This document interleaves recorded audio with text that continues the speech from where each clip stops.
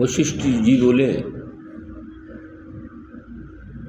हे राम, वही जो सन्यासी मोहग्रस्त होकर तमाम योनियों में घूमा और बाद में उसकी आत्मा शुद्ध हुई तो वो रुद्र बना, तो उसका नाम फिर शतरुद्र पड़ा। हे राम, संपूर्ण विश्व ज्ञान से है। इन शतरुद्रों के समान ही ज्ञानी सारे जगत को अपना ही रूप समझता है। चित्त की उस पूर्णा से अज्ञान रूप संसार होता है। वैसे सब एक ही आत्मा है। केवल वासना को त्यागो। शत्रु जैसे मरे उसे मारो, यही वासना ही शत्रु है। एक ही आत्मा है। एक वासना ही है जो सबको भटका देती है, दुखी कर देती है। स्फुरना, चित्त की स्फुरना से अज्ञान रूप संसार होता है।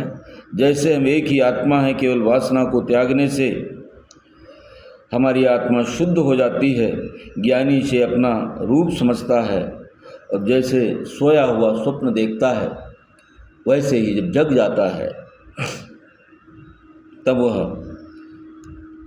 रुद्र बन जाता है। तब रुद्र ने उनसे ब्राह्मण आदि योगी के शरीर के जगने पर जगे।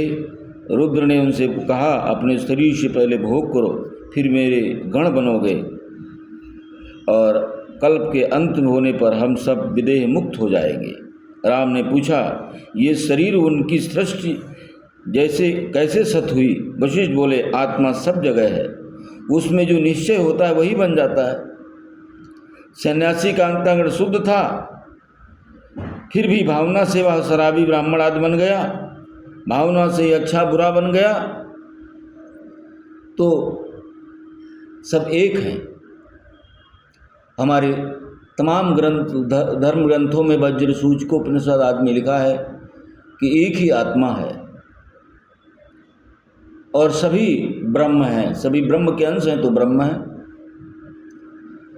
जो आत्मा जागृत हो जाती है, शिक्षित हो जाती है, अपनी बुराइयों को, वासनाओं को किनारे कर देती है, अपने श्रेष्ठ उद्देश्य के लिए चल पड़ती है, वो श्रेष्ठ हो जाती है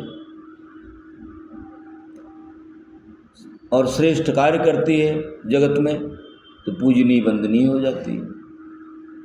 लेकिन भारत में या कहीं कहीं ऐसी परंपराएं हैं कि जो श्रम करता है उसको नीच समझा जाता है और ये नहीं समझता है तो हो सकता है पिछले जन्म में हम भी यही हों। रूपांतरण होता है। तो सत्य को जो समझता है वो किसी से, आत्मा से, किसी व्यक्ति से तिरस्कार नहीं करता, भेदभाव नहीं करता। निश्चित ही भेदभाव की जो भावना है वो अज्ञानता है, मूढ़ता है, अंधविश्वास है और ईर्ष्यावश भी हो सकता है। तो अपने को जगाओ, शुद्ध करो और आत्मा को जानोगे तो सर्वखलम इदं ब्रह्म। एक वही जाति मानुषी जाति, सर्वे मनुष्य भरातरास।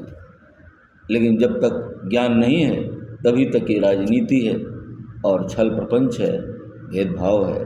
लेकिन जो लोग बुद्धिमान हैं, श्रेष्ठ हैं, उच्च पदों पर आसीन हैं, वे ऐसा नहीं करते हैं। वो धर्मात्मा बन न्याय करते हैं दुनिया में। ओम नमः शिवाय।